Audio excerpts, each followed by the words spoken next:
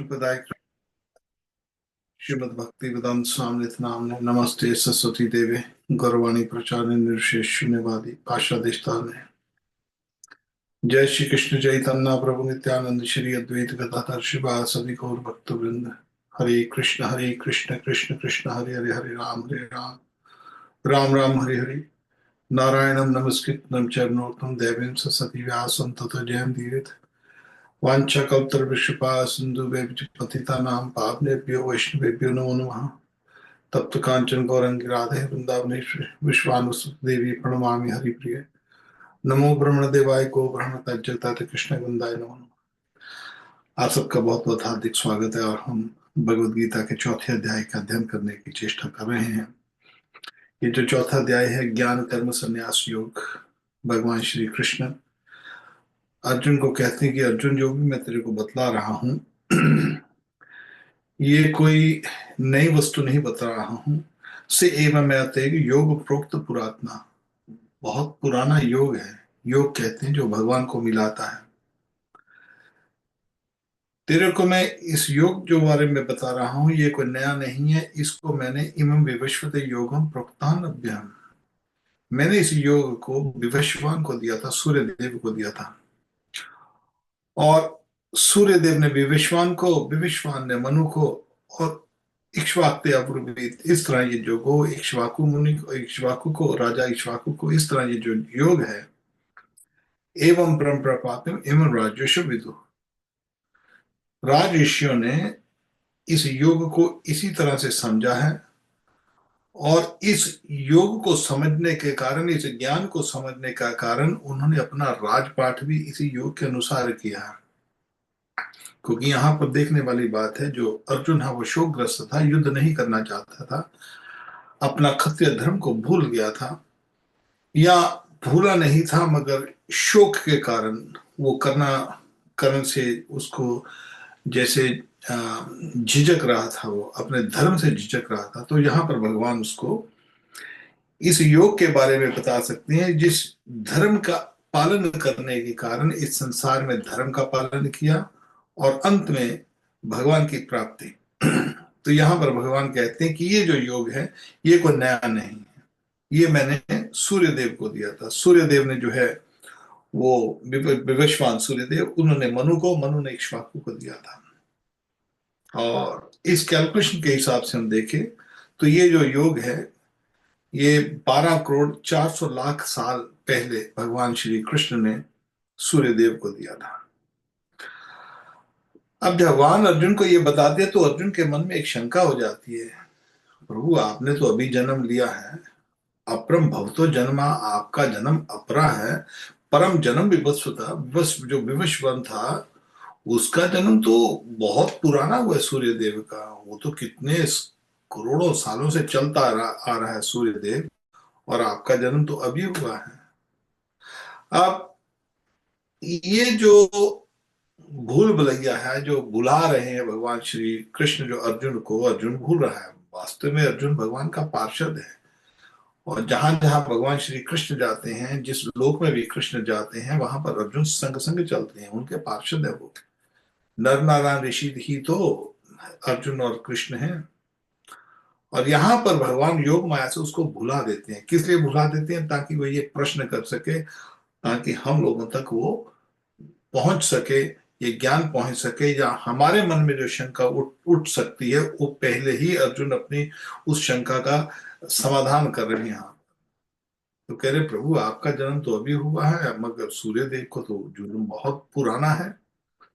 तो तब भगवान कहते बहुनी में वेतानी, अर्जुन श्री भगवान उवाचा बहुनी में व्यतीतानि जन्माति तब च अर्जुन, अर्जुन तेरे और मेरे बहुत जन्म हो चुके हैं।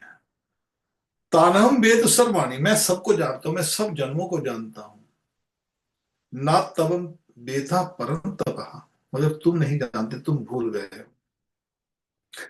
तो भगवान साथ में एक और बात कहते हैं इसी श्लोक के संग, भगवान कहते हैं कि तेरे को भूल गया है, मैं भूलता नहीं हूं, मेरे को सर्व जन जानते हैं। साथ में भगवान कहते हैं अजोपि सन व्यात्मा भूता नाम ईश्वरोपि सन, प्रकृति स्वाम अधिष्ठाया संभ आत्म माया। ये बहुत महत्वपूर्ण, ये जो हमारा ये जो चैप्टर है, बहुत ही महत्वपूर्ण चैप्टर है। साथ साथ वास्तव में तो 700 के 700 श्लोक ही महत्वपूर्ण है, मगर हर एक चैप्टर में अलग अलग जो जिसको कहते हैं एक छुपा हुआ रहस्य है। एक एक चैप्टर में और एक एक श्लोक में अलग अलग रहस्य छुपे हुए हैं।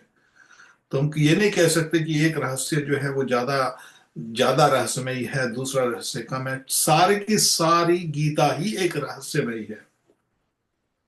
तो इस विशेषकर इस चैप्टर में भगवान अपने विषय में बतला रहे हैं कि मेरा जो मैं इसलिए नहीं भूलता हूं क्योंकि मेरा शरीर जो है वो दिव्य नहीं, मेरा जो शरीर भौतिक नहीं है, लौकिक शरीर नहीं है।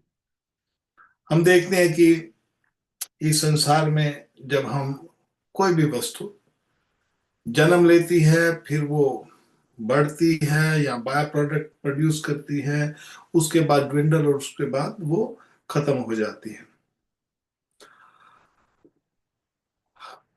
भले आप पेड़ पौधे देखिए या कुछ भी, और उसको पौधा बड़ा होता है, फिर वो प्रोड्यूस करता है, उसके बाद वो जो जो भी प्रोड्यूस करता है धीरे धीरे धीरे धीरे वो बाद में खत्म हो जाता है। या हमने जो शरीर लिया, पहले हमने शरीर लिया और शरीर बड़ा हुआ, और उसके बाद बुढ़ापा आया, और उसके बाद मृत्यु आई और शरीर खत्म हो गया। हर बार शरीर हमको नया लेना पड़ता है। इस बार जो शरीर मिला है वो शरीर आगे नहीं मिलेगा। या हमारे पास इस जन्म में भी जो पहले शरीर था, आज वो शरीर नहीं है। और जो आज हमारे पास शरीर है ये भी भविष्य में हमारे पास रहेगा नहीं। आज का शरीर भी हमारे पास नहीं रहेगा, कल आएगी तो आज का शरीर खत्म हो जाएगा। मगर यहां पर भगवान कह रहे हैं कि मेरे को सब कुछ याद है, तेरे को याद नहीं है। भगवान को सब कुछ याद क्यों रहता है कि जो वैकुंठ है, दिव्य लोक है, वहां पर जो भी शरीर है वो लौकिक शरीर नहीं, इस संसार का शरीर नहीं है, अलौकिक है। लोग कहते हैं इस जगत को, लौकिक कहते हैं इस संसार से संबंधित भौतिक वस्तुओं को, अलौकिक कहते हैं जिसका इस संसार से संबंध ना हो। इस संसार में हमारे पास्ट, प्रेजेंट और फ्यूचर,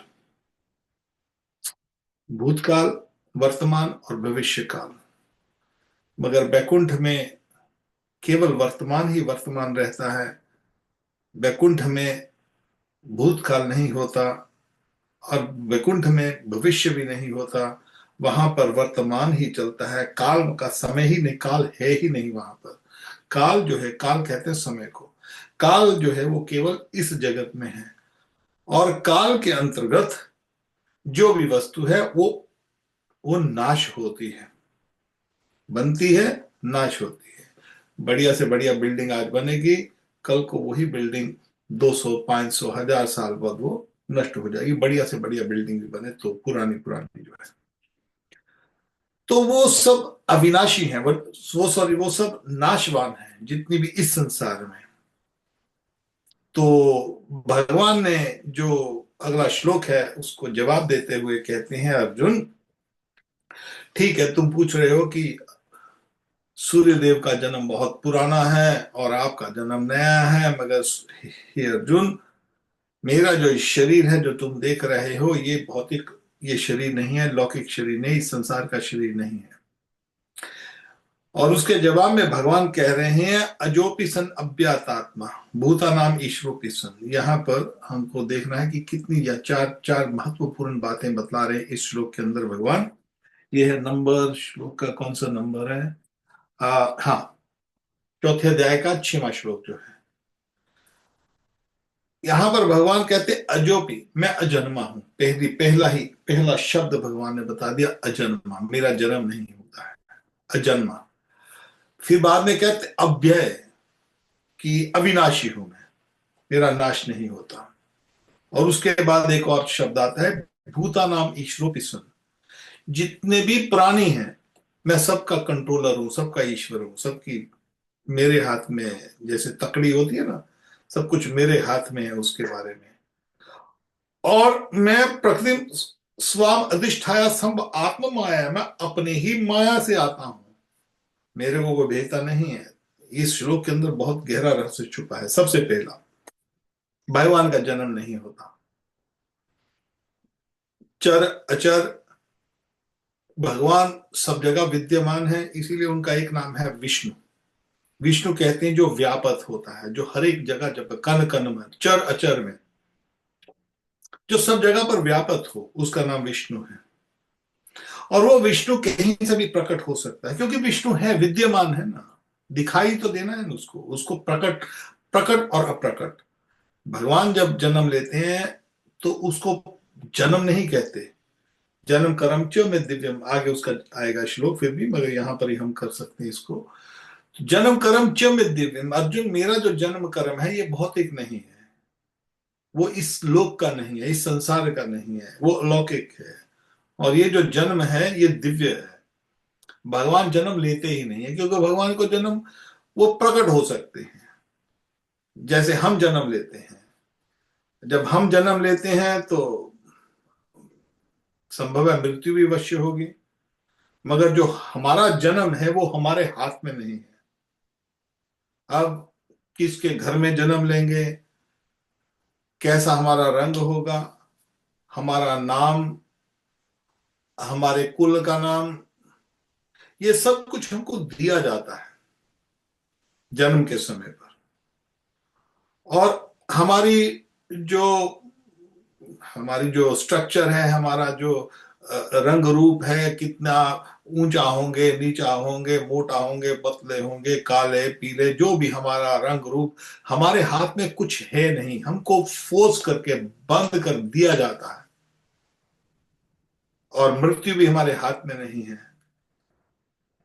भगवान कहते हैं मेरा जन्म ऐसा नहीं है। पहले तो मैं जन्म नहीं लेता, मैं प्रकट होता हूं। प्रकट कैसे होते हैं भगवान? कहीं से भी प्रकट हो सकते हैं। प्रत्यक्ष प्रमाण भगवान ने अपनी लीलाओं में किया है।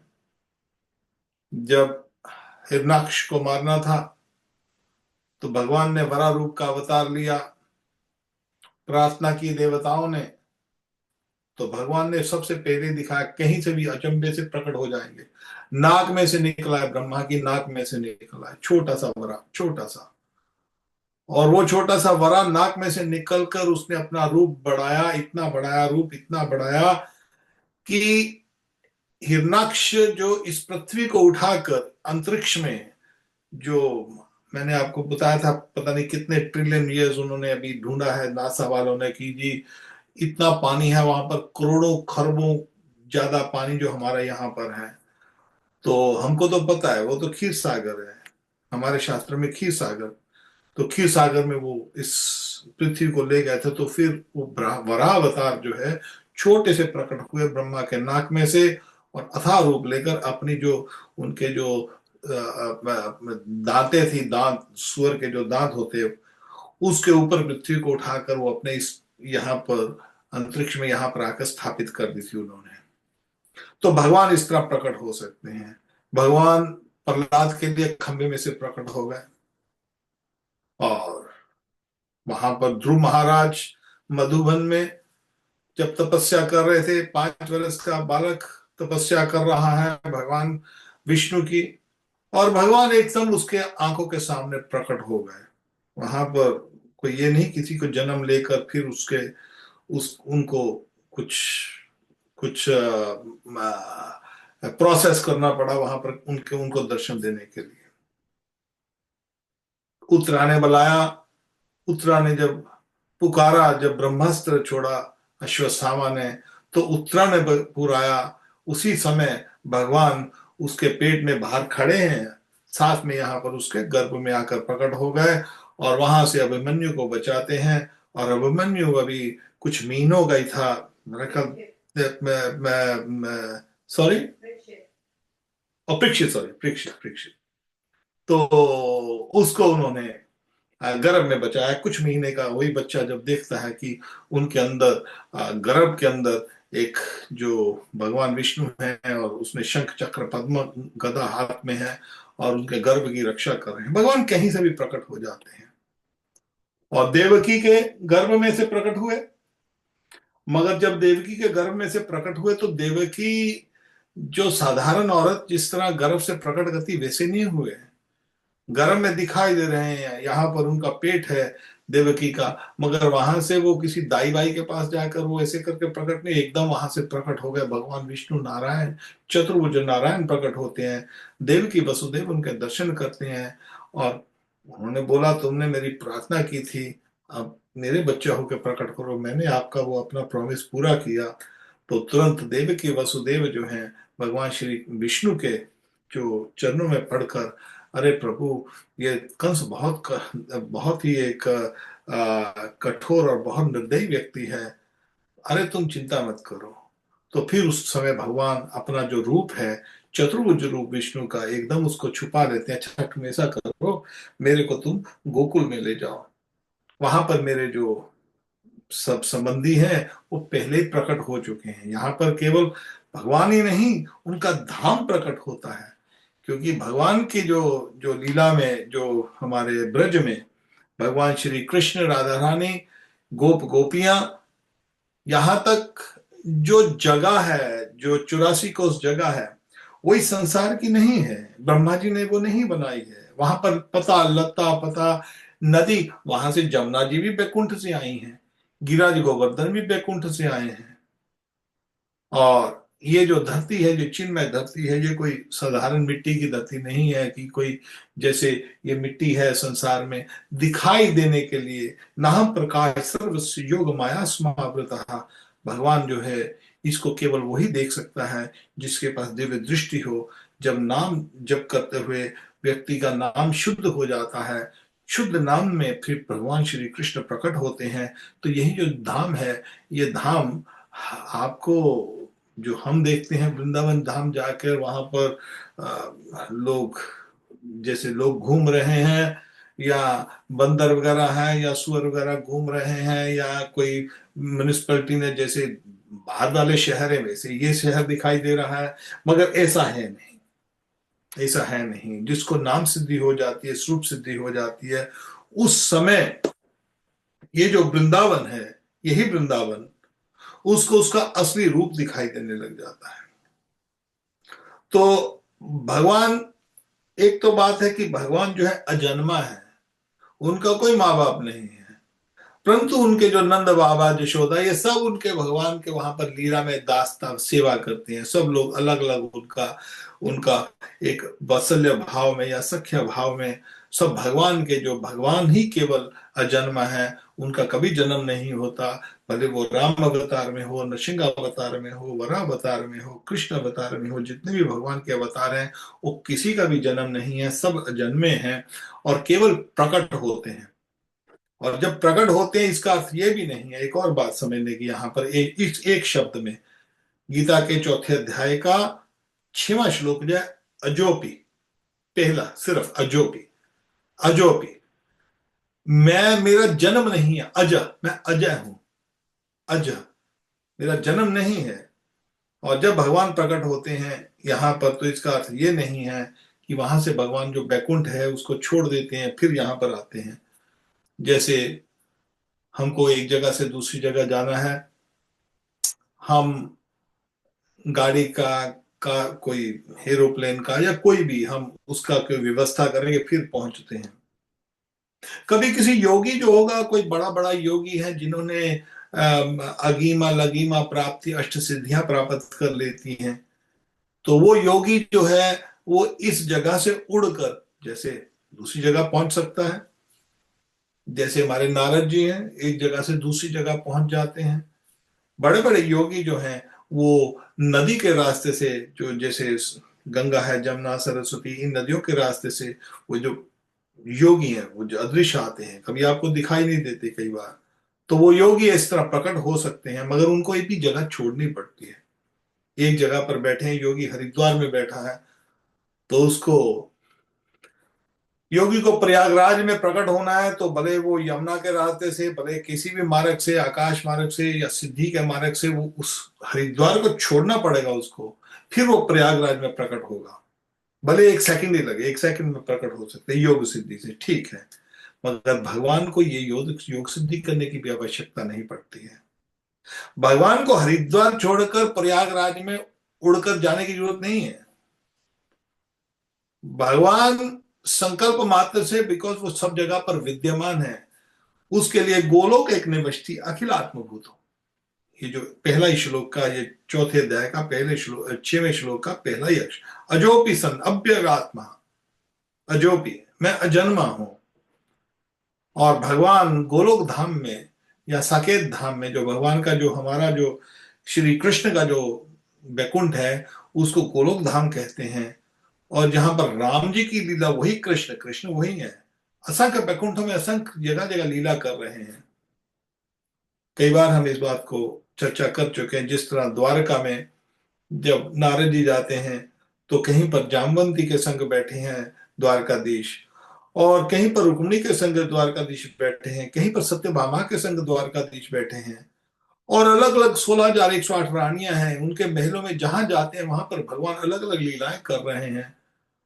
और कहीं पर तो भगवान के जो आगे से आगे 10-10 बच्चे हैं, वहां पर भी देखते हैं तो वहां पर भी भगवान विद्यमान हो रहे हैं।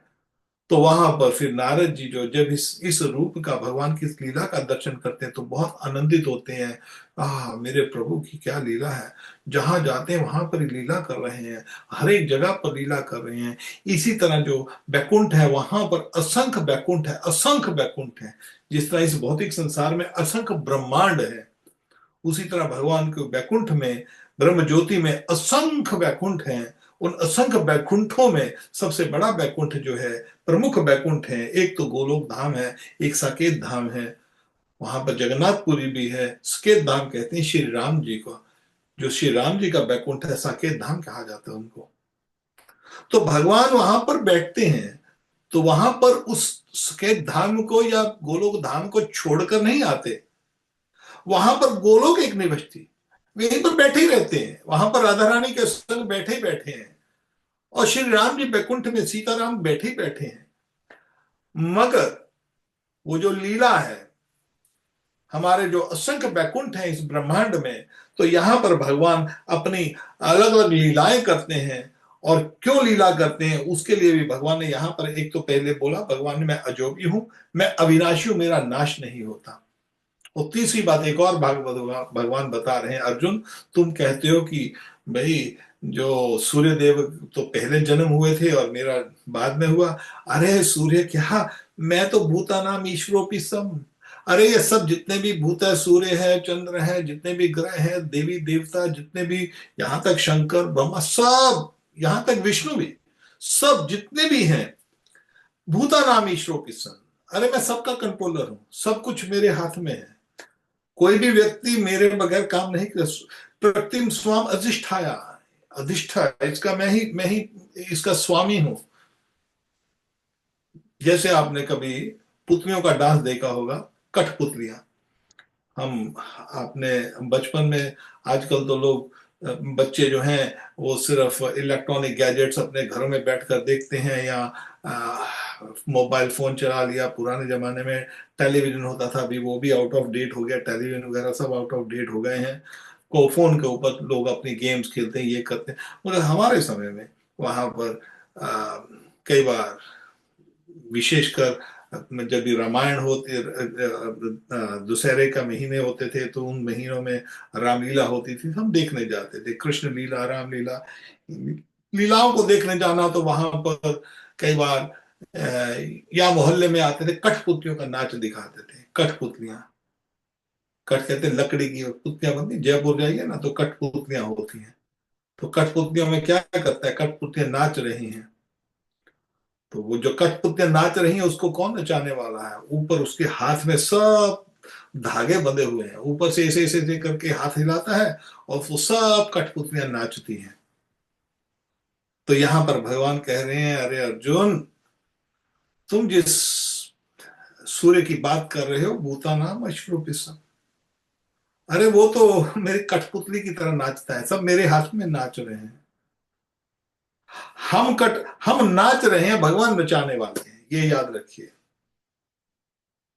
और भगवान कहते हैं आत्म माया है, मैं अपने इस शरीर में ही आता हूं, उसी शरीर में, वही शरीर मेरा जो गोलोक धाम में है, वही शरीर यहाँ पर है। ये अविनाशी है, ये अजन्मा है, और ये सब का सब भूता नाम ईश्वर, सब जितने भी चर अचर हैं, जितने भी प्राणी हैं, केवल इस ब्रह्मांड में नहीं, जितने भी ब्रह्मांड हैं, ब्रह्मांड जितने भी ब्रह्मांड में और जितने भी वैकुंठ में, सबका भूता नाम ईश्वरों के सन, सबका ईश्वर मैं हूं।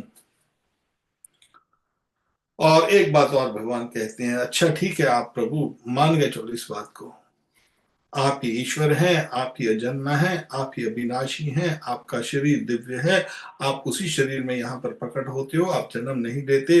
और साथ में भगवान कहते हैं, मगर मैं आता हूं, क्यों आता हूं, यदा यदा ही धर्म से ग्लानिर्भवति भारत अभ्युत्थानमधर्मस्य तदात्मानं सृजाम्यहम्। मैं क्यों आता हूं, इसका भी जवाब दे रहे हैं भगवान।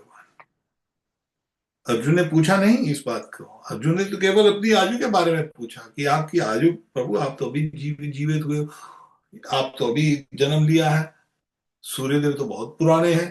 तो उसके जवाब में भगवान कहते हैं, यहाँ पर ऐसे बेवकूफी की बात मत कर, मैं तेरे को समझाता हूं। मैं अजन्मा हूं, मैं अविनाशी हूं, मैं परम ईश्वर हूं, सब जितने भी प्राणी हैं सबका ईश्वर हूं। और साथ में आत्म माया, मैं अपने ही शरीर में आता हूं। और आता क्यों हूं, ये भी बात कारण बतला रहे हैं भगवान अर्जुन को। गीता के चौथे अध्याय का सातवां श्लोक।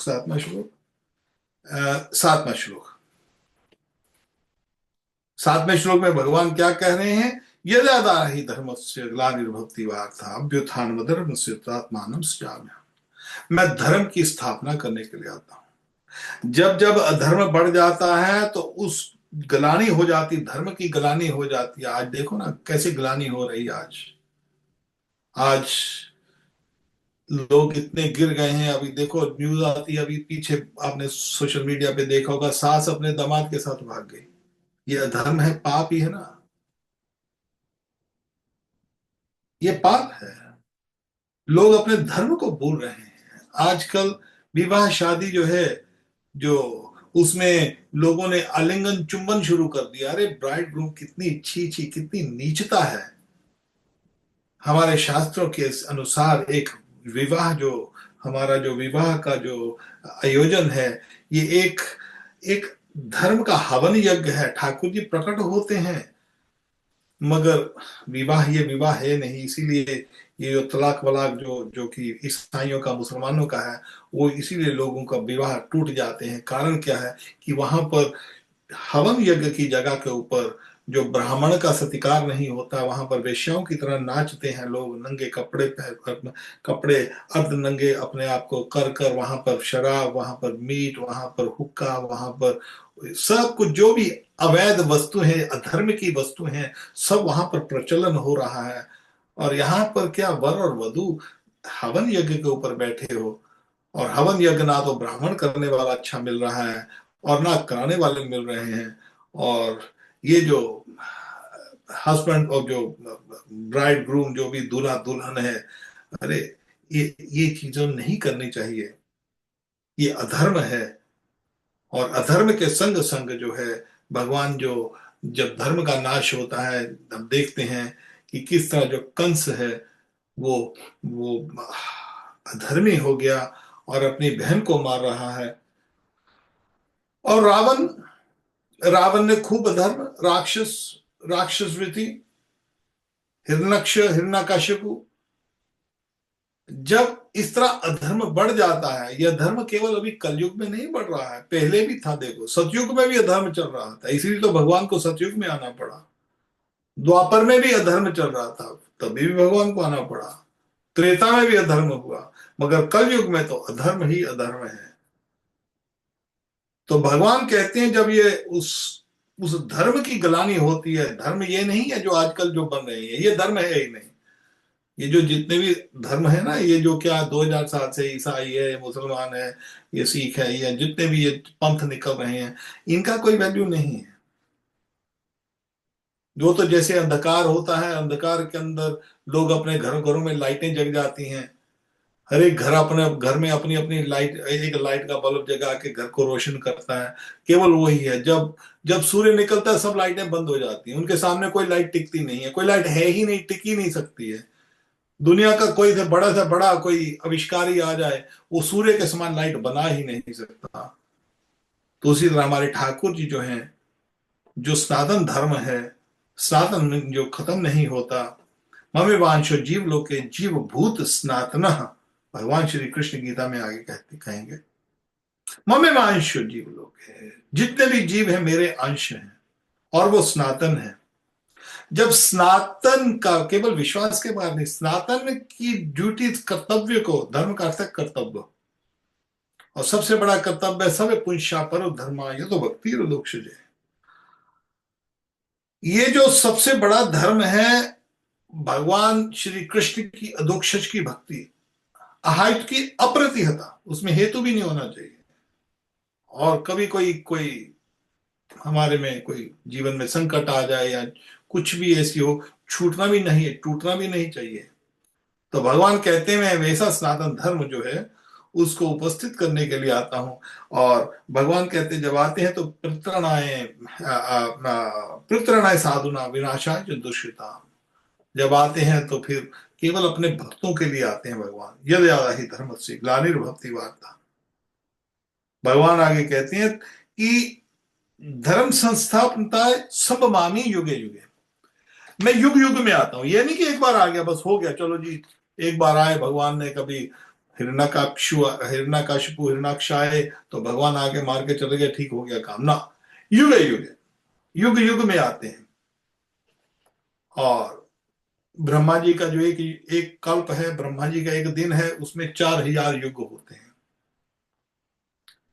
सतयुग, द्वापर, त्रेता, कलयुग, ये जो 4 युग हैं, इन 4 युगों को आप 1000 बार कर दो तो उसको चतुर्युग कहते हैं। चतुर्युग को 1000 वर्ष, सहस्त्र चतुर्युग, उसको एक कल्प कहते हैं। तो भगवान कहते हैं कि मैं युगों युगों में आता रहता हूं। अभी भगवान श्री कृष्ण ने, जैसे भगवत गीता, भगवान गीता देने के लिए अर्जुन को कहते हैं अर्जुन मैं तेरे को ये ज्ञान देने के लिए आ रहा हूं, ये गीता का ज्ञान है, ये आपको देने के लिए आ रहा हूं। मैंने ये 12 करोड़ 400 लाख साल पहले विवस्वान को, सूर्य देव को दिया था, अब तेरे को देने आ रहा हूं। यहां पर महत्वपूर्ण बात, एक और सोचने की बात आती है, भगवान ये कब दे रहे हैं ज्ञान? द्वापर के अंत में दे रहे हैं। और द्वापर के अंत में बड़े बड़े ऋषि मुनि वहां पर बैठे हुए हैं। वहां पर पराशर जैसे ऋषि मुनि, वेद व्यास जैसे ऋषि मुनि, वहां पर तो सब हमारे वेद शास्त्र, बड़े बड़े ऋषि मुनि, बड़े बड़े धार्मिक लोग वहां पर उस समय में थे। मगर भगवान गीता का ज्ञान दे रहे हैं, बोलते लुप्त हो गया। क्योंकि ये भगवान को तत्व में जानना, भगवान इस ज्ञान को जो दे रहे हैं, आजकल धर्म की ग्लानि हो रही है। धर्म की ग्लानि कैसे? हमारी गीता की ग्लानि हो रही है। धर्म की और गीता की ग्लानि किस तरह हो रही है कि ये जो धर्म, यहां पर एक और बात भगवान कहते हैं, से एवं में तेग योग प्रोक्त भक्तों सी में सका कहती रहस्य उदत्तो। एक और बात कह रहे हैं यहां पर भगवान श्री कृष्ण अर्जुन को, वो कह रहे हैं अरे ये जो रहस्य है ना, ये सबके लिए नहीं है, तुम मेरे भक्त हो, तुम मेरे प्रिय हो। और इसका नाश कौन कर रहा है? जो दुष्ट व्यक्ति है। आजकल देखो, आज हमारी गीता जो है, गीता केवल भगवान के मुख से, भगवान के भक्तों के मुख से ही सुननी चाहिए, परंपरा के अनुगत। और परंपरा में भी जिस व्यक्ति ने जो गीता है उसको पूरी तरह से अध्ययन कर लिया है, उसका अपना जीवन उस गीता के अनुसार डाल दिया है, और गीता के जो एक एक निर्देश भगवान ने दिए हैं उसके ऊपर चलता है, उसके मुख से सुननी चाहिए, जिसने अनुभव कर लिया भगवान का। गीता किसी के मुख से नहीं सुननी चाहिए। उसमें नकली जो व्यक्ति है, जैसे आजकल हम देखते हैं नकली मसाले मिलते हैं, नकली सब कुछ मिलता है, नकली सामान मिलता है। मेरे को तो किसी ने बताया कि यहाँ पर कुछ लोगों ने वो नकली रोने वाले मरने के समय, अभी लोग यहाँ पर बॉम्बे में कोई किसी ने कोई बताया था कि वहां पर नकली रोने वाले बुलाते हैं लोग। किसी के घर में मृत्यु हो गई है क्योंकि उसमें कोई प्रेम वगैरह नहीं है, लोग देखने आएंगे, बोलेंगे कोई रो नहीं रहा, तो नकली रोने वाले मुका रहे हैं। नकली घी, नकली तेल, नकली सब कुछ, नकली गुरु और नकली गीता भी बन रही है। बड़ा ध्यान रखिए, यहाँ पर मैं स्पष्ट बोल रहा हूँ, भले कोई इसकी बात कोई किसी को दुख लगे या ना लगे। अभी ऐसे लोगों ने गीता को, जैसे वो एक कबीर पंथी है रामपाल, उसकी गीता को बिल्कुल कोई भी मत पढ़े, क्योंकि उसने गीता को तोड़ मरोड़ कर भगवान कृष्ण को वहां पर खूब गालियां निकाली हुई, शास्त्रों को गालियां निकाली हैं। एक ब्रह्म कुमारी, मैं स्पष्ट नाम दे रहा हूं। कारण क्या है कि उन्होंने हमारे जो शास्त्र हैं उनको तोड़ फोड़ कर भगवान को, भगवान विष्णु की भक्ति को, विष्णु को मानते नहीं है, कृष्ण को मानते नहीं है, गीत की कृष्ण भगवान है। मगर यहाँ पर स्वयं भगवान श्री कृष्ण कहते हैं, इसीलिए वैसा गीता का ज्ञान टूट जाता है। जैसे आ, एक पॉलिटिशियन था, रामकृष्ण पॉलिटिशियन था, उसने अपनी एक गीता लिख दी, गांधी ने गीता लिख दी। अब गांधी ने गीता लिखी, गीता के अनुसार तो चलता ही नहीं था, बोलते गांधी गीता, गांधी हमारे राष्ट्र का पिता नहीं है, गांधी तो पाकिस्तान का पिता है। हमारा हिंदुस्तान तो पहले से था, पाकिस्तान नया बना है। तो जिसको जो बनाया है जिन्ना और गांधी ने बनाया, तो उनका पिता होगा, हमारा पिता नहीं हो सकता, हिंदुओं का पिता नहीं, सनातन धर्म का नहीं हो सकता। तो गीता जो है वो इसी तरह, जो गीता है, नकली लोगों की गीता नहीं पढ़ना, और जो, और सुनना भी नहीं। और गीता जो है, गीता प्रेस की गीता बहुत अच्छी, सब लोग पढ़ते हैं। हजार, ये गीता की जो, और हमारे स्वामी, हमारे गुरु जी की जो गीता 1972 से पहले की जो गीता लिखी गई है, इधर पढ़ी भी होगी किधर, ये वाली गीता सबसे बढ़िया, दो गीता, ये सबसे बढ़िया गीता ये वाली, ये पुरानी 1972। उसके बाद तो सोसाइटी वालों ने एडिट कर दिया, सबसे बढ़िया गीता जिसको भी, भगवत गीता एज इट इज। और ये जो गीता है 1972 से पहले जो प्रिंटेड हुई हुई है, इसको उनकी गीता सबसे बेस्ट वही है। नहीं तो ऑनलाइन भी आप जा सकते हो, प्रभुपाद ओरिजिनल बुक्स .com। वो जो पुस्तकें हैं वो ओरिजिनल बुक्स हैं, जो स्वामी प्रभुपाद जी ने, हमारे गुरु जी ने लिखी थी, केवल उन्हीं को पढ़ो, नए वर्जन को नहीं। नए वर्जन में काफी चेंजेस हो जाती है, मैनेजमेंट वालों ने चेंजेस कर दिए हैं, इसलिए original Prabhupada original books .com, उसमें आप पढ़ सकते हो। तो ओरिजिनल गीता, तो यहां पर भगवान कहते हैं कि पितृणाय मैं तभी आता हूं जब इसका नाश हो जाता है, धर्म का नाश, जैसे गीता का नाश कर रहे हैं लोग। तो इसलिए हम बार बार रिक्वेस्ट करते हैं, आप हमारे मित्र दीपक जी, जो कि यहाँ से जगाधरी से हैं, सहारनपुर कैसे, तो आज ही अभी थोड़ी देर पहले बात हो रही थी, तो बोलते थे उनका प्रश्न था, उन्होंने अभी प्रश्न पूछा कोई 1 घंटा पहले हमसे, कि आप गीता को कहते हैं, हम भक्तमाल पढ़ते हैं, चेतना चरितामृत भक्तमाल पढ़ रहे हैं लोकपीठ से। मैंने बोला ठीक है, आप पढ़िए गीता, बात जितनी भी, रामायण पढ़िए, भागवत पढ़िए, ये जो हमारे शास्त्र हैं भक्तमाल वो पढ़िए, मगर गीता जरूर पढ़िए, गीता को हर रोज पढ़ते ही जाइए, उसको कभी छोड़िए नहीं, उसका अध्ययन हर रोज करो, नित्य नियम। जैसे हम आ, कोई भी सब्जी हो, मगर रोटी के बगैर नहीं चलता है। हमारे नॉर्थ इंडिया में जो भी कुछ बनाना हो, रोटी के बगैर नहीं चलता। आप कुछ भी दाल बनाओ, साग बनाओ, चना बनाओ, कुछ भी बनाओ, साथ में रोटी चलती है, रोटी के बगैर नहीं। तो इसी तरह सब कुछ करो, मगर रोटी जो है भगवत गीता है, इसके इसके साथ सब कुछ करो, सब शास्त्र पढ़ो, गीता को हर रोज अध्ययन करो, क्योंकि गीता से ऊपर बाकी जितने, जैसे भक्तमाल है, भक्तमाल में क्या है, ब्लूपीठ से भक्तमाल मिलती है हमारे वैष्णवों की। तो आ, या आप आठ खंबा से भी वहां पर दुकानें हैं, भक्तमाल वहां पर OBL कपूर जी की लिखी हुई बहुत बहुत अच्छी भक्तमाल है। ब्रज के संत, ब्रज के भक्त, यहाँ पर जैसे, जैसे ये ना भक्तमाल OBL कपूर जी की, इसमें सब भक्तों की जो लीलाएं हैं कि भक्तों ने भगवान की प्राप्ति कैसे की, उन भक्तों ने जिस तरह इनसे क्या हमको प्रोत्साहन मिलता है हमको, अरे उन्होंने ऐसे भक्ति करके हमारे इन भक्तों ने ऐसे ऐसे भक्ति की है, अपना भी मन करता है हम भी ऐसे भक्ति करें।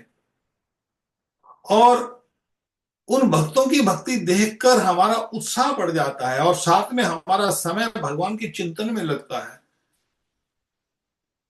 मगर ये भक्तों की तो भक्ति है, संग संग में भगवान श्री कृष्ण स्वयं क्या बोल रहे हैं उसके ऊपर बहुत जरूरी है हमारा जानना, उसके बगैर काम नहीं चलता। और भगवान का एक एक निर्देश, जैसे भगवान यहाँ पर आगे चलते हैं, भगवान कहते हैं जन्म कर्म च में दिव्यम जो वेति तत्वता, जो तत्व में जान जाता है कि मेरा जन्म और कर्म दिव्य है, त्यक्तवा देहम पुनर्जन्य मामेति सो अर्जुना, हे अर्जुन वो जब ये शरीर को छोड़ता है तो उसको दोबारा शरीर नहीं मिलता। अब ये जो जगह है, ये जो श्लोक है, ये श्लोक है 7वां 8वां श्लोक जो है, नो 9वां, जन्म कर्म च दिव्यम जो वेति तत्व, 9वां चौथे अध्याय का 9वां श्लोक, जन्म कर्म च में दिव्यम जो वेति तत्वता त्यक्तवा देहम पुनर्जन्य मामेति सो अर्जुन, हे अर्जुन मेरा जन्म और कर्म दिव्य है। अगर आप देखोगे यहाँ पर एक और श्लोक जो यहाँ पर भगवान अपने जन्म के बारे में बता रहे हैं, मैं आता हूँ, मेरा जन्म जन्मा, मैं जन्मा हूँ, अविनाशी हूँ, मैं सबका ईश्वर हूँ और मैं धर्म की संस्थापना करने के लिए आता हूँ। साथ में भगवान ये कहते हैं अपने शरीर में आता हूँ, जन्म मेरे जो यहाँ पर कर्म भी होते हैं वो लौकिक मत समझो, ये मत समझ लेना कि मैं लौकिक कर्म कर रहा हूं जैसे साधारण लोग हम लोग करते हैं, मेरे इसको मत समझना, ये दिव्य है। और यहाँ पर मूर्ख मायावादी लोग बोल देते हैं अरे जी कृष्ण तो लीला करते थे जी गोपियों के संग, बगैर गोपियों के समझने, अरे गोपियों का शरीर भौतिक शरीर थोड़ी था मलमूत्र का, बहुत गोपियों का तो शरीर ही दिव्य है, सब गोलोक धाम की हैं, सब गोपियां ही गोलोक धाम से आई हैं, स्वर्ग की अप्सराएं नहीं आई थी वहां पर, स्वर्ग की अप्सराओं का भौतिक शरीर होगा, मगर जो गोपियों का शरीर था वो दिव्य शरीर था। भगवान कहते हैं कि जन्म कर्म च दिव्यम जो वेति तत्व था, जो तत्व में इसको जान लेता है। आजकल लोग कहते हैं जी अरे वो गोपियों के संग घूमता था, ये है वो है, और बाद में देखते हैं वही मायावादी लोग अपना लड़कियों के संग उनका अवैध संबंध होता है। यहाँ पर एक महाराज जी थे, तो खूब अभी भी है वो पंथ, तो हमने बहुत नजदीक से उस पंथ को देखा है, बहुत नजदीक से। तो वहां पर वो केवल गुरुओं की फोटो रखते हैं, बस गुरुओं को पूजते हैं बस, और वहां पर गीता में से भी उठा लेते हैं, रामायण से भी उठा लेते हैं, मुसलमानों से भी उठा लेते हैं, ईसाइयों से सब जगह से उठा लेते हैं, गुरु ग्रंथ से भी उठा लेते हैं। और फिर बाद में वो वहां पर एग्जाम्पल देंगे जरूर, मगर केवल और केवल गुरुओं की फोटो होती हैं। तो हमने कोई ऐसी बात हुई तो बोलते जी हमारे वो महाराज जी थे ना, उन्होंने भी ऐसे ही रास करते थे, वो भी जैसे कृष्ण रास करते हैं ना, तो हमारे महाराज जी भी वैसे ही रास करते थे। अब आप सोच सकते हो कि जो रास, जो ठाकुर जी का रास और उस महाराज जी का जो उसके महाराज जी होंगे जहां पर जो भी लड़कियां वड़कियां होंगी, तो उसके साथ क्या रास होगा आप समझ सकते हो। तो वो रास नहीं, ये काम वासना है। और ऐसे लोगों की जो काम वासना है उसके लिए ये जो मायावादी लोग हैं और ये जो आजकल जो कलयुगी गुरु हैं, ये लोग इस तरह का रास करते हैं। मगर जो गीता पढ़ता है वो केवल और केवल ठाकुर जी की पूजा करते हैं। हमारे गुरु जी ऐसी भक्तिदान स्वामी शिला प्रभुपाद, जिन्होंने सारे संसार में भगवान श्री कृष्ण का प्रचार किया और हिंदुस्तान में भी, मगर जो मूल उनका जो जो मूल उनका इसको क्रेडिट है, या जो मूल उनका जो योगदान है हम कह सकते हैं संसार को, ये इस्कॉन की स्थापना कर दी, ये योगदान नहीं है उनका कि इतने बड़े मंदिर बना दिए या इतने विदेशी नाम जप करने लग गए, ये भी योगदान नहीं है उनका। सबसे बढ़िया योगदान है उनकी ये पुस्तक, ओरिजिनल पुस्तकें, अनएडिटेड वर्जन जो उनकी पुस्तकें हैं, क्योंकि इन्होंने उनमें सारा ग्रह रहस्य दे दिया है। और उनकी एक सबसे बड़ा योगदान ये था हमारे गुरु जी का कि उन्होंने केवल और केवल और केवल श्री कृष्ण की शरणागति करा दी लोगों को। कोई अन्य पूजा नहीं, सब छोड़ दिया। अब किस बेस के ऊपर करवाई? गीता के बेस के ऊपर। गीता में क्या लिखा है? सर्वधर्मान परित्यज्य मामेकम शरणम व्रज हम तो आप सब पापे विमुक्ष्यामि मा शुचे, कि सब धर्मों को छोड़ दो। ये कलयुग में जो नाम में धर्म चलती है ना, कली काले धर्म नामे परिपूर्ण छाले। हरिदास, कली काले धर्म नामे, जो धर्म के नाम के ऊपर चलते हैं कलयुग के अंदर, जितने भी ये पंथ वंथ, जितने भी ये 2000 साल से जितने भी पंथ वंथ चल रहे हैं, कहते चैतन्य महाप्रभु ने कहा, हरिदास कली काले धर्म नामे चाले, भागवत कहे परिपूर्ण छाले। ये सब छलना रिलीजन है, ये धर्म नहीं है। धर्म के नाम पर चल रहे हैं, ये धर्म नहीं है। असली धर्म क्या है? सब धर्मान परित्यज्य मम एकम शरणम अहम तो आप सब पापे विमोक्षामि मा शुचे।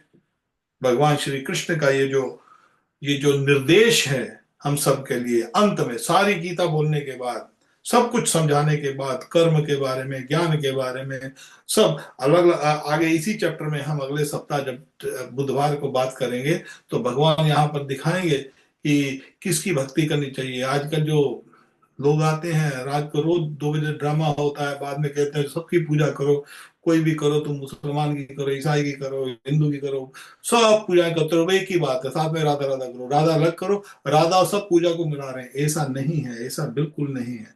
उसका खंडन किया है भगवान श्री कृष्ण ने।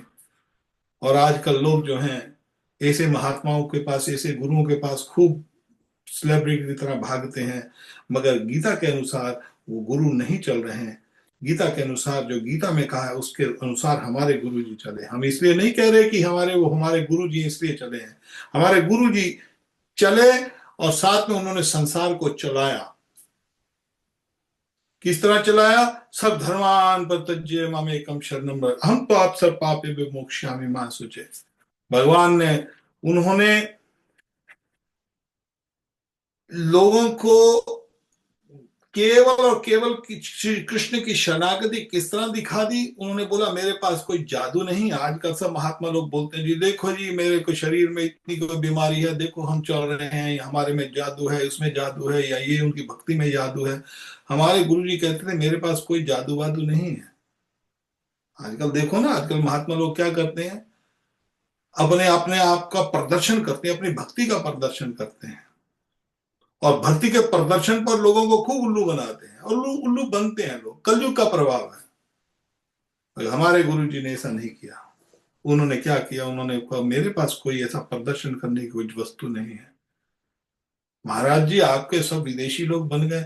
अरे इसमें मेरा क्या है, मैंने तो कुछ किया ही नहीं है। हमारे गुरु ये कहते थे, इसी भक्तों स्वामी प्रभुपाद ये कहते थे मैंने कुछ नहीं किया। तो बोले कैसे ये लोग कैसे बन गए, भक्त कैसे बन गए लोग?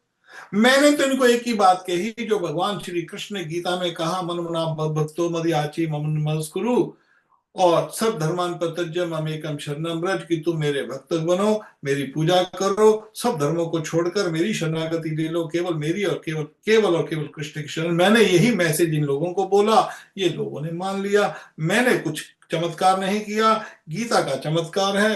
गीता में जो श्लोक लिखे हैं वो मैंने इनको समझाए हैं, ये समझ गए, और समझने के कारण ये कृष्ण भक्त बन गए। बस इतनी सी बात। मैं गारंटी करता हूं जो व्यक्ति हर रोज गीता पढ़ता है, हर रोज, भले एक श्लोक पढ़े, 2 श्लोक पढ़े, मगर नित्य नियम से पढ़ता जाए हर रोज, रुके नहीं, मैं गारंटी करता हूं किसी भी पंथ में नहीं जाएगा वो कभी भी। इम्पॉसिबल। जिसको असंभव कहते हैं वो ना कभी मुसलमान बनेगा, ना ईसाई बनेगा, ना सिख बनेगा, ना किसी पंथ में जाएगा जो गीता पढ़ेगा। ये मेरा गारंटी है, मैं बोल देता हूं आपको। नहीं है विश्वास तो आप पढ़ के देख लीजिए। गीता का अध्ययन शुरू कर दिया, और जिस घर में भी गीता पढ़ी जाएगी, हम गए हैं, हमने प्रश्न पूछे, हमने बचपन से 5 साल के थे तब से गीता शुरू कर दी थी। माता जी गीता पढ़ते थे घर में, यही गीता प्रेस की। एक लंबी गीता होती थी, मेरे यहाँ पर नीचे पड़ी, अभी निकाल ले सकता है, ऐसे लंबी पुरानी गीता पड़ी है। वो ऐसे पुरानी गीता वो पढ़ते थे, और हम उसमें से भगवान श्री जो लक्ष्मी जी नारायण जी लक्ष्मी को बता रहे थे कि किस तरह वहां पर शिव और पार्वती उसको, जो महात्मा लिखे गए हैं गीता के 18 अध्याय, हम उनको बहुत पढ़ते थे पीछे। और गीता जी का प्रताप है कि जब जब भी हमारे जीवन में जब जब भी कुछ भी घटा, गीता का हमारे जीवन में उपयोग हुआ है। और कभी भी कैसी भी बात हो, जीवन जो जीवन है गीता के हिसाब से चलता है।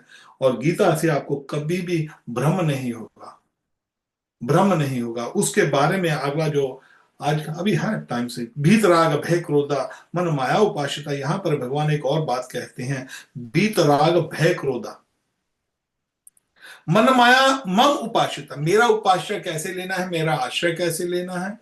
भगवान यहां पर कह रहे हैं जो जिसको दिव्य ज्ञान हो जाएगा गीता के बारे में, तत्व में मेरे को जान जाएगा, उसको दोबारा जन्म नहीं होगा। मगर कौन लोग ऐसे गए हैं गीता को पढ़कर, बोलते जो गीता को पढ़ लेता है बीत राग भय क्रोधा,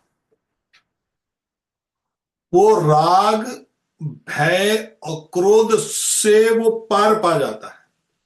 और केवल एक ही आदमी नहीं, बहुबो बहुत ज्यादा, बहुबो ज्ञान तपसा, बहुत लोगों ने पीछे ज्ञान और तप के हिसाब से मद भावम आगता, मेरे को प्राप्त किया है। भगवान यहां पर अर्जुन को बता रहे हैं शंका मत करना। तो यहां पर आज का जो टोटल आज का जो अध्याय है, जो हमने आज डिस्कस किया है, चौथा अध्याय जो गीता का, उसके अंदर भगवान कह रहे हैं कि अर्जुन, मैं ही अजन्मा हूं, तुम मेरे प्रिय भक्त हो, ये जो ज्ञान तेरे को दे रहा हूं यही ज्ञान को राज ऋषियों ने समझा। मैं सभी ईश्वरों का स्वामी हूं, मैं धर्म की रक्षा करने के लिए युग युग में आता हूं। और संग में मेरा जो जन्म और कर्म है, ये मैं साधुओं को तारने के लिए और दुष्टों का नाश करने के लिए मैं आता हूं। और ये जो मेरा जन्म कर्म है ये दिव्य है।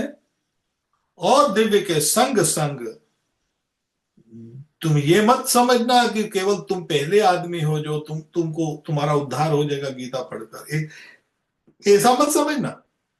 अरे बहुत ज्यादा बहुबो ज्ञान तपसा, कितने लोगों ने पहले बहुबो ज्ञान तपसा, ज्ञान और तपस्या कर पूता मद भावम आगता, मेरी भावना को मेरे को प्राप्त किया है उन्होंने। भगवान श्री यहां पर गारंटी दे रहे हैं। ये 2 श्लोकों में भगवान जन्म कर्म च में दिव्यम जो वेति तत्व त्यक्त्वा देहम, कौन सा नंबर है, 9वां और 10वां, गीता का 9वां चौथे अध्याय का 9वां और 10वां। 9वें अध्याय में 9वें श्लोक में भगवान कह रहे हैं जन्म कर्म च में दिव्यम जो वेति तत्वता, जो तत्व में मेरे इस जन्म और कर्म को जानता है। त्यक्तवा देहम पुनर्जन्मेति, वो इस शरीर को छोड़कर ममेति सोनते, मेरे को प्राप्त करता है, दोबारा उसको पुनर्जन्म नहीं होता। और एक और बात बताता हूं, बहु ज्ञान तपसा, बहुत लोगों ने मेरे को प्राप्त किया है। इसके साथ कैसे प्राप्त किया है, भीत राग भय क्रोधा मन मया माम उपासिता, मेरे को मेरी आशा कैसे लिया, राग भय और क्रोध, इनसे मुक्त हो जाता है। इनको मुक्त करे व्यक्ति वो तभी प्राप्त कर सकता है ठाकुर को। तो हमारे को हम देखते हैं कि हम इस संसार में फंसे हैं। इस संसार में हमारे को समस्या किस बात की आती है, राग की। हम इस संसार को पकड़े हुए हैं। जब कोई व्यक्ति डूबा हुआ होता है, और मान लो कोई व्यक्ति को, कई बार कोई लोग मर्डर करते हैं ना किसी का, तो उसके शरीर के साथ कुछ रस्सी बांध के कोई कोई वेट डाल के उसको नदी में फेंक देते हैं ताकि ये ऊपर उठे ना। मगर कभी रस्सी नहीं बांधी जाएगी, वेट नहीं पड़ेगा तो वो उठ जाएगी ऊपर, लाश ऊपर आ जाती है। जहां कोई व्यक्ति भी हो, कभी कोई आत्महत्या कर रहा है, अपने आप को बांध के किसी चीज के साथ पानी में डुबा दे तो ऊपर नहीं आएगा, वहीं पर मर जाएगा। तो संसार में हम, इस संसार भव सागर में हम डूब रहे हैं। हम कष्ट पा रहे हैं, किस लिए पा रहे हैं, क्योंकि हमने हमने अपने आप को बांधा हुआ है। जब तक इन बंधनों को हम काटेंगे नहीं, तब तक हम पानी से बाहर नहीं आ सकते। संसार के बंधनों से हमने आपको छोड़ेंगे नहीं, तो तोड़ेंगे नहीं बंधनों को, तब तक हम पानी की ऊपरी सतह पर नहीं आएंगे। अभी हम डूब रहे हैं समुद्र के अंदर, भव सागर। ये भव, जन्म मृत्यु का सागर। भव सागर कहते हैं, भव कहते हैं जन्म मृत्यु को, सागर कहते हैं समुद्र को। तो इस जो भव सागर में जो हम फंसे हैं, इसमें हम गोते खा रहे हैं, एक जन्म के बाद दूसरा जन्म, एक बात के दूसरा जन्म। किस लिए? क्योंकि राग के कारण। जैसा जैसा राग इस जन्म में नहीं प्राप्त हुआ, मृत्यु प्राप्त हो गई, फिर देह को दोबारा फिर उसी अवस्था में डालकर उस राग के अनुसार की नया शरीर मिलेगा।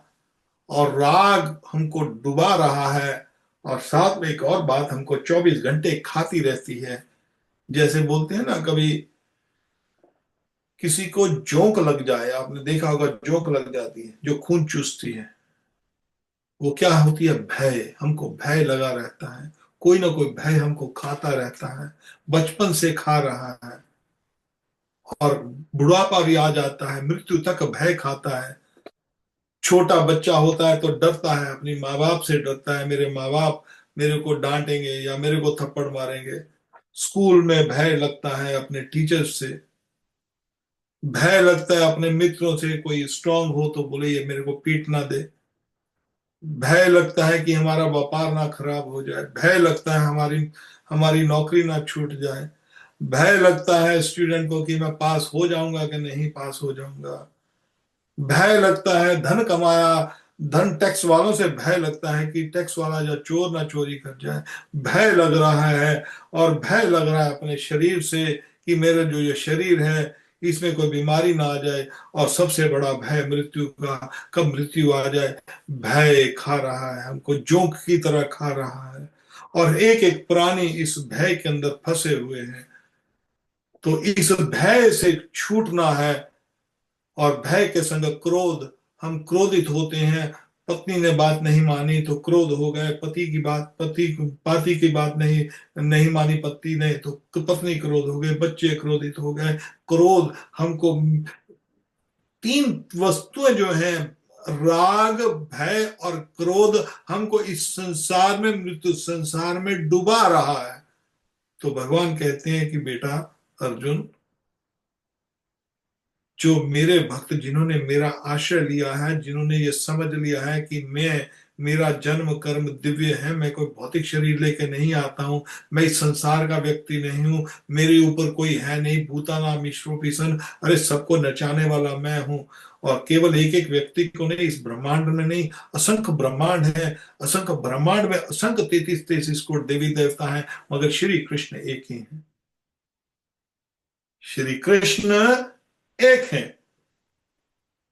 असंख्य बैकुंठ हैं, असंख्य ब्रह्मांड हैं, असंख्य ब्रह्मांडों को चलाने के लिए असंख्य 33-33 करोड़ देवी देवता हैं।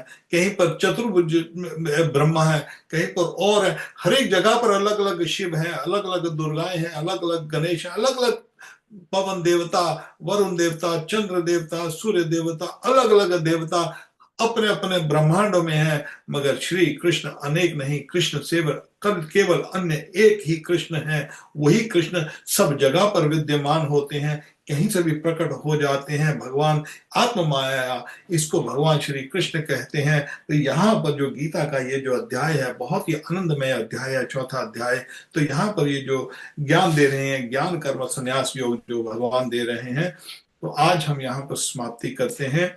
और इसके आगे भगवान जो कहेंगे कि कौन से व्यक्ति किसकी पूजा करते हैं, क्यों पूजा करते हैं, ये यथा हम प्रस्तांत है जहां में हम अब आगे भगवान बताएंगे। मैं सब कुछ हूं मगर फिर भी लोग मेरी पूजा नहीं करते, सब लोग नहीं समझते। कौन क्यों नहीं मेरे बारे में समझता, कौन मेरी शरणागति नहीं लेता, उसके विषय में हम अगले बुधवार को इसके ऊपर चर्चा करेंगे।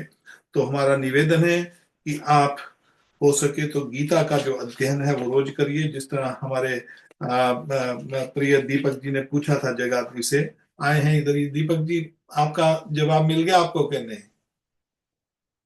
ठीक है। तो आप जो जितनी भी सब पढ़िए, सब कुछ पढ़िए, सब जितना कुछ है वो सब अलग अलग सब्जियां, जब भगवान विष्णु की सब जितनी भी रामायण है, जितने भी शास्त्र हैं, और मेन रोटी जो है वो है हमारी, इसके बगैर सब्जी नहीं खाई जाएगी, रोटी तो खानी पड़ेगी। रोटी का पराठा है, लच्छेदार पराठा है गीता तो। तो इसलिए आप इसको पढ़िए, इसके साथ ही सब कुछ करिए। तो ठीक है, किसी और भक्त का कोई प्रश्न हो तो मैं ले सकता हूँ एक आध मिनट के लिए, किसी भक्त का कोई प्रश्न हो।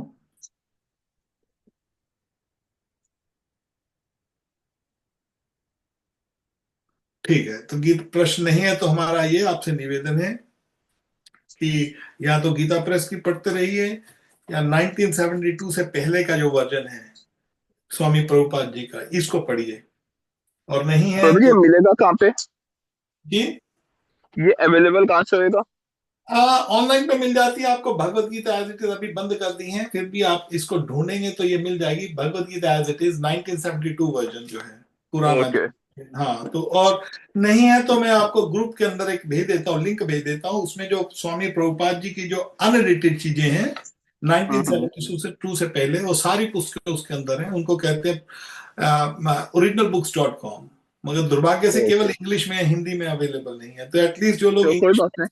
जी, मैं कोई बात नहीं, इंग्लिश में पढ़ लेंगे। हाँ तो वो पढ़िए, जो इंग्लिश में पढ़ ठीक सकते हैं है। वो पढ़िए। मगर आपको एक और बात कहता हूँ, जिसको नहीं भी हम्म। पता है कभी वो पढ़ेंगे। जब हम बचपन में, जब हमने शुरू की थी स्वामी प्रभुपाद जी की पुस्तक पढ़ने, क्योंकि हमारे जमाने में इंग्लिश नहीं पढ़ते थे, हमने एमए भी किया मगर हिंदी में किया था। जब हम विदेश में आए तो हमको भी इंग्लिश नहीं आती थी, मगर स्वामी प्रभुपाद जी की पुस्तकें पढ़ते पढ़ते सब इंग्लिश आ गई। इन्हीं पुस्तकों से ही आई है, हमको इंग्लिश भी नहीं सी आई है। हमारी भी कोई बहुत हाई नहीं है, लेकिन यह है कि हम लोग बुक स्टडी कर लेते हैं, नहीं, ये बहुत अच्छी समझ है, लेते हैं बहुत। बुक मैं को। आपको लिंक भेजता हूँ आज अपने ग्रुप के ठीक है। ऊपर, भगवत गीता के ऊपर। जितने भी हमारे जो भक्त लोग हैं जो जुड़े हुए हैं, उनको मैं ये आज अभी थोड़ी देर में ही लिंक भेज दूंगा। तो आप उनमें ओके। सब प्रभुपाद जी की पुस्तकें उसके इंग्लिश के अंदर है, उसकी सब कॉन्वर्सेशन उनके अंदर है। आपको कहीं से खरीदने की कुछ जरूरत नहीं है। सब टोटल उनकी लेटर्स, उनकी कन्वर्सेशन, उनका हर एक एक चीज, उनका जो जो बोला है उन्होंने, वो सब कुछ उसके अंदर लिखा हुआ है। आप सब कुछ पढ़ सकते हैं। ओके। ठीक है। ठीक है, निताई को राधे श्याम। तो हम शनिवार को आप सबकी सेवा के लिए भागवत से हम जो भी उसकी चर्चा करने की चेष्टा करेंगे। ठीक है, निताई को जय राधे, जय राधे। राधे श्याम। जय प्रभुपाद, जय राधे।